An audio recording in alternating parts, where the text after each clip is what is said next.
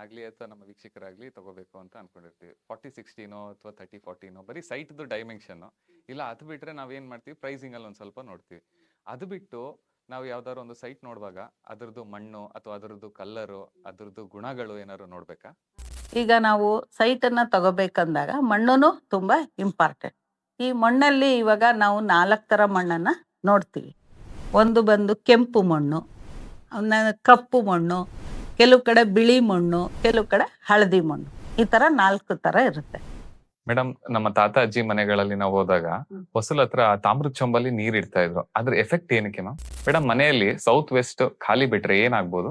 ಅಂದರೆ ನಾವು ಒಂದು ಮನೆಗೆ ಹೋದ್ಮೇಲೆ ಅದ್ರ ಪರಿಣಾಮ ನಮಗೆ ಬಿದ್ದು ನಮಗೆ ಎಫೆಕ್ಟ್ ಯಾವಾಗ ಆಗುತ್ತೆ ಅಂದರೆ ಒಂದು 3 ತಿಂಗಳು ಆಗಬೇಕು.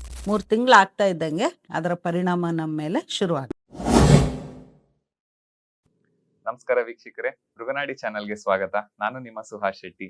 ಇವತ್ತು ನಮ್ ಜೊತೆ ಇದ್ದಾರೆ ಡಾಕ್ಟರ್ ಎಸ್ ಚಂದ್ರಕಲಾ ಅವರು. ಬನ್ನಿ ಅವ್ರ ಬಗ್ಗೆ ಒಂದು ಸಣ್ಣ ವಿಡಿಯೋ ಕ್ಲಿಪ್ ನೋಡ್ಕೊಬರೋಣ. ಇಂತಹ ಒಂದು ವೇದಿಕ್ ವಾಸ್ತು ಶಾಸ್ತ್ರದಲ್ಲಿ MA in Vedic vastu, PhD in Vedic vastu ಮುಗಿಸಿ ಇಂಟರ್ನ್ಯಾಷನಲ್ ಜ್ಯೋತಿಷ್ಯ ಕಾನ್ಫರೆನ್ಸ್ ಅಲ್ಲಿ ಭಾಗವಹಿಸಿ ಜ್ಯೋತಿಷ್ಯ ಪದ್ಮಶ್ರೀ, ಜ್ಯೋತಿಷ್ಯ ಪೋಷಕರತ್ನ, ಜ್ಯೋತಿಷ್ಯ ಕೋವಿದ, ಜ್ಯೋತಿಷ್ಯ ಶಿರೋಮಣಿ ಎಂಬ ಅವಾರ್ಡ್ಗಳನ್ನ ಪಡೆದು ಸರಿಸುಮಾರು 20 ಬಿರುದುಗಳನ್ನ ತಮ್ಮ ಮುಡಿಗೇರಿಸಿಕೊಂಡಿದ್ದಾರೆ. ಹಾಗೂ ಯೋಗ ನ್ಯಾಷನಲ್ ಸ್ಪರ್ಧೆಗಾಗಿ ಕೂಡ ಭಾಗವಹಿಸಿದ್ದಾರೆ. Janata TV, C Bengaluru, C Mysuru ಹಾಗೂ ಹಲವಾರು ಚಾನೆಲ್ಗಳಲ್ಲಿ 8 ವರ್ಷಗಳ ಕಾಲ ಲೈವ್ ಪ್ರೋಗ್ರಾಂ ನಡೆಸುತ್ತಾ ಜನರ ಪ್ರಶ್ನೆಗಳನ್ನ ಆಲಿಸಿ ಕೂತಲ್ಲಿಯೇ ಅವರ ಸಮಸ್ಯೆಗಳಿಗೆ ಪರಿಹಾರ ನೀಡಿದ್ದಾರೆ. ಹೀಗೆ ಸುಮಾರು 30 ವರ್ಷಗಳ ಕಾಲ ನಿರಂತರವಾದ ಸೇವೆಯನ್ನ ಸಲ್ಲಿಸುತ್ತಾ ಬಂದಿದ್ದಾರೆ. ನಮಸ್ಕಾರ ಮೇಡಮ್. ನಮಸ್ತೆ ವೀಕ್ಷಕರೇ, ಎಲ್ಲರಿಗೂ ನನ್ನ ನಮಸ್ಕಾರ. ಗುರು ಹಿರಿಯರಿಗೆ, ಕಿರಿಯರಿಗೆ ಎಲ್ಲರಿಗೂ ನಮಸ್ಕಾರ. ಮೇಡಮ್, ಇವಾಗ ಒಂದು ಸೈಟ್ ತಗೋಬೇಕು ಅಂತ ಅನ್ಕೊಂಡಿರ್ತೀವಿ. ನಾನಾಗ್ಲಿ ಅಥವಾ ನಮ್ಮ ವೀಕ್ಷಕರಾಗ್ಲಿ ತಗೋಬೇಕು ಅಂತ ಅನ್ಕೊಂಡಿರ್ತೀವಿ. 40-60ನೋ ಅಥವಾ 30-40ನೋ ಬರೀ ಸೈಟ್ದು ಡೈಮೆನ್ಷನ್ ಇಲ್ಲ. ಅದು ಬಿಟ್ರೆ ನಾವೇನ್ ಮಾಡ್ತೀವಿ, ಪ್ರೈಸಿಂಗ್ ಅಲ್ಲಿ ಒಂದ್ ಸ್ವಲ್ಪ ನೋಡ್ತೀವಿ. ಅದು ಬಿಟ್ಟು ನಾವು ಯಾವ್ದಾದ್ರು ಒಂದು ಸೈಟ್ ನೋಡುವಾಗ ಅದ್ರದ್ದು ಮಣ್ಣು ಅಥವಾ ಅದ್ರದ್ದು ಕಲ್ಲರು, ಅದ್ರದ್ದು ಗುಣಗಳು ಏನಾದ್ರು ನೋಡ್ಬೇಕಾ? ಈಗ ನಾವು ಸೈಟನ್ನು ತಗೋಬೇಕಂದಾಗ ಮಣ್ಣು ತುಂಬ ಇಂಪಾರ್ಟೆಂಟ್. ಈ ಮಣ್ಣಲ್ಲಿ ಇವಾಗ ನಾವು 4 ಥರ ಮಣ್ಣನ್ನು ನೋಡ್ತೀವಿ. ಒಂದು ಬಂದು ಕೆಂಪು ಮಣ್ಣು, ಕಪ್ಪು ಮಣ್ಣು, ಕೆಲವು ಕಡೆ ಬಿಳಿ ಮಣ್ಣು, ಕೆಲವು ಕಡೆ ಹಳದಿ ಮಣ್ಣು. ಈ ಥರ 4 ಥರ ಇರುತ್ತೆ. ಅದರಲ್ಲಿ ಆ ಮಣ್ಣಿನ ಲಕ್ಷಣಗಳು ಸಹ ನಮ್ಮ ಒಂದು ಬಿಲ್ಡಿಂಗ್ಗೆ, ವಾಸ್ತುಗೆ ಅದು ಎಫೆಕ್ಟ್ ಆಗುತ್ತೆ. ಈಗ ಫಸ್ಟ್ ನಾವು ಕೆಂಪು ಮಣ್ಣು ತಗೊಂಡಾಗ ಏನಾಗುತ್ತೆ, ಅದಕ್ಕೆ ನಾವು ಕುಜ ಅಂತ ಕರಿತೀವಿ. ಕುಜ ಅದಕ್ಕೆ ಅಧಿಪತಿ, ಕೆಂಪು ಕಲ್ಲರ್ಗೆ, ಕೆಮ್ಮಣ್ಣಿಗೆ ಅಂತ ಹೇಳ್ತೀವಿ. ಅಂತಂದ್ರೆ ಕುಜ ಅಂದ ತಕ್ಷಣ ನಮ್ಗೆಲ್ಲರಿಗೂ ಗೊತ್ತು, ಕೋಪ ಜಾಸ್ತಿ, ಮತ್ತೆ ಕಿರಿಕಿರಿ ಜಾಸ್ತಿ. ಅಂದ್ರೆ ಕುಜ ಇರ್ತಕ್ಕಂತಹ ಮಣ್ಣಿನಲ್ಲಿ ವಾಸ ಮಾಡ್ತವ್ರಿಗೆ ಕೋಪ ಜಾಸ್ತಿ ಇರುತ್ತೆ. ಮತ್ತೆ ಈ ಮಣ್ಣು ಯಾವುದಕ್ಕೆ ಉಪಯೋಗ ಆಗುತ್ತೆ ಅಂತಂದ್ರೆ ಅಗ್ರಿಕಲ್ಚರ್, ಅಂದ್ರೆ ನಾವು ಬೆಳೆನ ಬೆಳಿಲಿಕ್ಕೆ ಈ ಒಂದು ಸ್ಥಳ ಉಪಯೋಗ ಆಗುತ್ತೆ. ಅದ್ ಬಿಟ್ರೆ ಈಗ ಗೌರ್ಮೆಂಟ್ ಬಿಲ್ಡಿಂಗ್ಸ್, ಇವಾಗ ಪೊಲೀಸ್ ಸ್ಟೇಷನ್ ಆಗಿರ್ಬೋದು, ಕಚೇರಿಗಳಾಗಿರ್ಬೋದು, ಮತ್ತೆ ಇದು ತುಂಬಾ ಇಂಪಾರ್ಟೆಂಟ್ ಆಗಿ ಎಲ್ಲಿ ಚೆನ್ನಾಗಿ ಕೆಲಸ ಮಾಡುತ್ತೆ ಅಂದ್ರೆ ಮಿಲಿಟರಿ ಡಿಪಾರ್ಟ್ಮೆಂಟ್, ಡಿಫೆನ್ಸ್ ಡಿಪಾರ್ಟ್ಮೆಂಟ್. ಈ ಒಂದು ಬಿಲ್ಡಿಂಗ್ಗಳನ್ನ ಅಲ್ಲಿ ಕಟ್ಟಿದಾಗ ತುಂಬಾ ಒಳ್ಳೇದಾಗುತ್ತೆ. ಇದು ಒಂದು ಕೆಂಪು ಮಣ್ಣಿನ ಒಂದು ಗುಣ. ಮತ್ತೆ ಇದು ತಿಂದ್ರೆ ಕಹಿ ಟೇಸ್ಟ್ ಇರುತ್ತೆ. ಮತ್ತೆ ಇದು ಸ್ಮೆಲ್ ಬಂದು ರಕ್ತದ ಸ್ಮೆಲ್ಲು ಬರ್ತಾ ಇರುತ್ತೆ. ಇದು ಕೆಂಪು ಮಣ್ಣು, ರೆಸಿಡೆನ್ಷಿಯಲ್ಗೆ ಉಪಯೋಗ ಇಲ್ಲ. ನೆಕ್ಸ್ಟ್ ನಾವು ಬರೋದೀಗ ಕಪ್ಪು ಮಣ್ಣು. ಈ ಕಪ್ಪು ಮಣ್ಣು ಅಂದಾಗ ನಮಗೆ ಅಲ್ಲಿ ರಾಹು ಬರ್ತಾನೆ. ರಾಹು ಅಂದ್ರೆ ಅವನ ಕಾರಕತ್ವ ಆ ಮಣ್ಣಿಗೆ ಬರುತ್ತೆ. ಅಂದ್ರೆ ಅಲ್ಲಿ ಇದ್ದಾಗ ಏನಾಗುತ್ತೆ, ಮೈಂಡ್ ಇಲ್ಯೂಷನ್ಸ್ ಆಗುತ್ತೆ. ಮತ್ತೆ ಇದ್ರ ಟೇಸ್ಟು ಕಹಿ ಇರುತ್ತೆ, ಮತ್ತೆ ಆಲ್ಕೋಹಾಲಿಕ್ ಸ್ಮೆಲ್ ಇರುತ್ತೆ. ಇದು ಮನೆ ಕಟ್ಟೋದಿಕ್ಕೆ ಸರಿ ಹೋಗಲ್ಲ. ಅಲ್ಲಿ ವಾಸ ಮಾಡೋರ್ಗೆ ಬರೀ ಕೆಟ್ಟ ಆಲೋಚನೆಗಳಿರುತ್ತೆ. ಮತ್ತೆ ಏನಾದ್ರೂ ಈ ಬಾಟ ಮಂತ್ರ ಏನಾದ್ರೂ ಯಾರಾದ್ರೂ ಮಾಡಿಸಿದಾಗ ಈಸಿಯಾಗಿ ಅಟ್ಯಾಕ್ ಆಗುತ್ತೆ. ಅದು ರಾಹು ಸ್ಥಳ ಆಗಿರೋದ್ರಿಂದ ನಮ್ಗೆ ಈಸಿಯಾಗಿ ಅಟ್ಯಾಕ್ ಆಗುತ್ತೆ. ಮತ್ತೆ ಮನೆಯಲ್ಲಿ ಗಲಾಟೆಗಳು, ಜಗಳಗಳು, ಸುಮ್ನೆ ಜಗಳಗಳು ಈ ರೀತಿ ಎಲ್ಲ ಆಗುತ್ತೆ. ಇದು ಬಂದು ನಮ್ಗೆ ಯೋಗ್ಯ ಅಲ್ಲ. ಈಗ ನಾವು ನೆಕ್ಸ್ಟ್ ಅಂದ್ರೆ ಬಿಳಿ ಮಣ್ಣು ಅಂತ ಹೇಳ್ತೀವಿ. ಈ ಬಿಳಿ ಮಣ್ಣು ಅಂದಾಗ ಅಲ್ಲಿ ಚಂದ್ರಾಧಿಪತಿ ಬರ್ತಾನೆ. ನಮ್ಗೆಲ್ಲ ಗೊತ್ತು, ಚಂದ್ರ ಬಂದಾಗ ಕ್ರಿಯೇಟಿವಿಟಿ ಮೈಂಡ್ ಇರುತ್ತೆ, ಮತ್ತೆ ಆರ್ಕಿಟೆಕ್ಟ್ ಮೈಂಡ್ ಇರುತ್ತೆ. ಮತ್ತೆ ಅಲ್ಲಿ ನಾವು ಮನೆ ಕಟ್ಕೊಂಡಾಗ ಏನಾಗುತ್ತೆ, ಒಳ್ಳೆಯ ಮನಸ್ಸು ಚೆನ್ನಾಗಿ ಅಭಿವೃದ್ಧಿ ಆಗುತ್ತೆ. ಮತ್ತೆ ಅಲ್ಲಿ ನಾವು ಮಾಡ್ತಕ್ಕಂಥದ್ದು ಸ್ಕೂಲ್ ಆಗಿರ್ಬೋದು, ಕಾಲೇಜ್ ಆಗಿರ್ಬೋದು, ಇದೆಲ್ಲನೂ ನಾವು ಅಲ್ಲಿ ಸ್ಥಾಪನೆ ಮಾಡಿದಾಗ ತುಂಬಾ ಚೆನ್ನಾಗಿ ಆಗತ್ತೆ. ಇದು ಸ್ಮೆಲ್ ಬಂದು ಕಮಲದ ಹೂ ಸ್ಮೆಲ್ ಇರುತ್ತೆ. ಈ ಒಂದು ಮಣ್ಣು ಸಿಹಿಯಾಗಿರುತ್ತೆ ತಿಂದಾಗ. ಸೊ ಇದು ರೆಸಿಡೆನ್ಷಿಯಲ್ ಪರ್ಪಸ್‌ಗೆ ತುಂಬ ಒಳ್ಳೆದು. ಈಗ 4ನೇದು ಮಣ್ಣು ಬಂದು ಹಳದಿ ಮಣ್ಣು. ಹಳದಿ ಮಣ್ಣು ಅಂದಾಗ ಅಲ್ಲಿ ಗುರು ಕಾರಕತ್ವ ಬರುತ್ತೆ. ಗುರು ಅಂದ್ರೆ ಗೊತ್ತಿರಬೇಕು. ಗುರು ಜ್ಞಾನಂ, ಗುರು ಪುತ್ರಂ, ಗುರು ಧನಂ. ಅಲ್ಲಿ ನಾವು ಯಾವುದೇ ವ್ಯವಹಾರ ಮಾಡಿದ್ರು ಚೆನ್ನಾಗಿ ಬೆಳೆಯುತ್ತೆ. ಮತ್ತೆ ಇದ್ರದ್ದು ಸೊಪ್ಪಿನ ವಾಸನೆ ಇರುತ್ತೆ. ಮತ್ತೆ ಇದು ತಿಂದು ನೋಡಿದಾಗ ಹುಳಿಯಾಗಿರುತ್ತೆ. ಸೊ ಈ ಒಂದು ಮಣ್ಣು ನಮಗೆ ಯೋಗ್ಯವಾಗಿರುತ್ತೆ ರೆಸಿಡೆನ್ಷಿಯಲ್ ಪರ್ಪಸ್‌ಗೆ.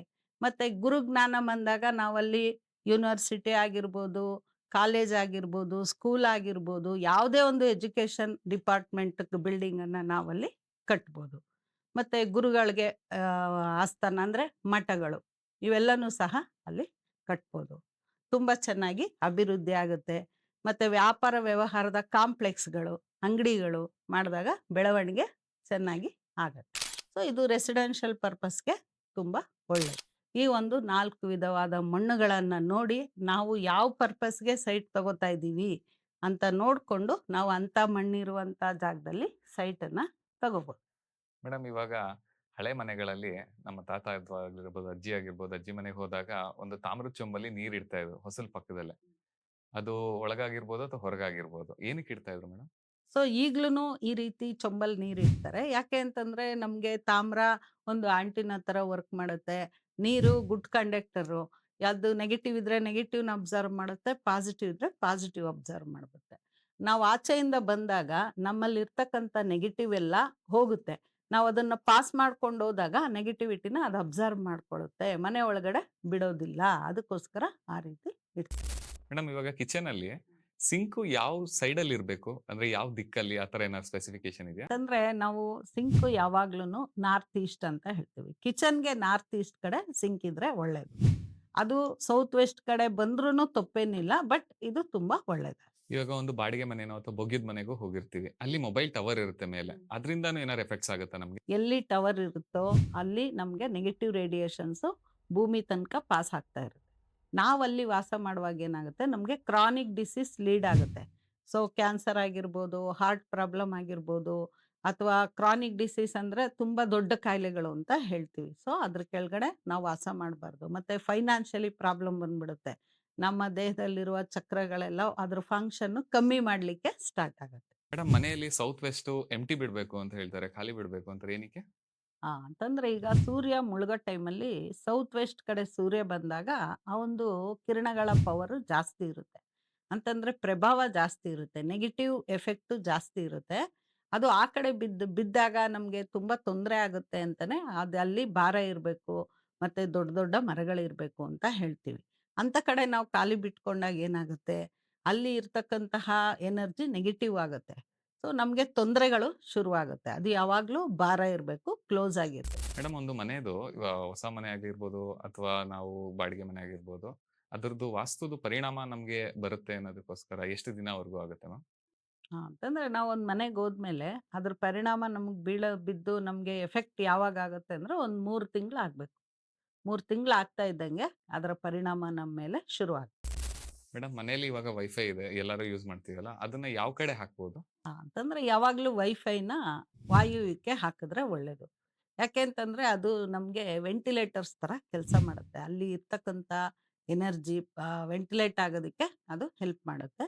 ಸೊ ನಮ್ಮ ವೈಫೈಯಲ್ಲಿ ಇರುವಂಥ ನೆಗೆಟಿವ್ ರೇಸು ಕೂಡ ಅಲ್ಲಿಂದ ಹೋಗುತ್ತೆ. ಸೊ ಅದಕ್ಕೋಸ್ಕರ ನಾವು ವೈಫೈನ ವಾಯುವ್ಯದಲ್ಲಿ ಹಾಕಿದ್ರೆ ಒಳ್ಳೇದು. ವೀಕ್ಷಕರೇ, ಎಲ್ಲ ತಿಳ್ಕೊಂಡ್ರೆ ಇನ್ಫಾರ್ಮೇಶನ್ ಈ ಎಪಿಸೋಡ್ ಅಲ್ಲಿ ನನಗೆ ತುಂಬಾ ಬೇಕಾಗಿರೋ ಅಂತ ಇನ್ಫಾರ್ಮೇಶನ್ಸ್ ನಾನು ತಗೊಂಡೆ. ಹಾಗಾಗಿ ನಿಮ್ಗೂ ಏನಾದ್ರು ಇನ್ಫಾರ್ಮೇಶನ್ ಬೇಕು ಅಂದ್ರೆ ಏನೇ ಇದ್ರು ಕಮೆಂಟ್ ಮಾಡಿ. ಅದಾದ್ಮೇಲೆ ನಂಬರ್ ಕೂಡ ಇರುತ್ತೆ, ಸಾಕಷ್ಟು ಇನ್ಫಾರ್ಮೇಶನ್ ನಿಮ್ಗೂ ತಿಳಿಸ್ತೀವಿ. ನೆಕ್ಸ್ಟ್ ಎಪಿಸೋಡ್ ಅಲ್ಲಿ ನಿಮ್ದೇನಾದ್ರು ಕ್ವಶನ್ಸ್ ಏನಾದ್ರು ಇದ್ರೆ ಚರ್ಚೆನೂ ಮಾಡ್ತೀವಿ. So thank you so much. ನಮಸ್ಕಾರ. ಒಂದು ಬೆಲ್ ಐಕನ್ ಒತ್ತಿ ಸಬ್ಸ್ಕ್ರೈಬ್ ಮಾಡಿ ನಮ್ಮ ಚಾನೆಲ್ಗೆ. ವಾಸ್ತು ಪುರುಷ ಅಂತ ಅಂದ್ರೆ ನಾವು ಇವಾಗ ಮನೆ ಕಟ್ಟುವಾಗಲಿ ಅಥವಾ ಮನೆ ಕಟ್ಟಾದ್ಮೇಲಾಗ್ಲಿ ಅದೇನಾದ್ರು ಹಾಕತ್ತಾರೆ? ಹೌದು, ಇವಾಗ ನಾವು ಗುದ್ಲಿ ಪೂಜೆ ಮಾಡುವಾಗ ವಾಸ್ತು ಪುರುಷನ ಒಂದು ಆಕಾರವನ್ನ ನಾವು ಒಂದು ಚಕ್ರವನ್ನ ಹಾಕ್ತೀವಿ. ಅಂದ್ರೆ ವಾಸ್ತು ಪುರುಷನ ತಲೆ ಈಶಾನ್ಯಕ್ಕೆ ಬರೋ ಹಾಗೆ ಒಂದು ಫೋಟೋ ಇರುತ್ತೆ. ಸೊ ಆ ವಾಸ್ತು ಪುರುಷನ ಫೋಟೋವನ್ನ ಹಾಕ್ತೀವಿ. ರಾತ್ರಿ ಹೊತ್ತು ಕರೆಕ್ಟ್ ಆಗಿ ನಿದ್ದೆ ಬರಲ್ಲ, ಬೆಳಗ್ಗೆ ಹೊತ್ತೆಲ್ಲ ಅನ್ಈಸಿನೆಸ್ ಇರುತ್ತೆ, ಅದಾದ್ಮೇಲೆ ಒಂಥರ ಟೈರ್ಡ್ನೆಸ್ ಫೀಲ್ ಆಗುತ್ತೆ. ಇದಕ್ಕೆ ಮತ್ತೆ ವಾಸ್ತುಗೆ ಏನಾದ್ರು ಸಂಬಂಧ ಇದೆಯಾ?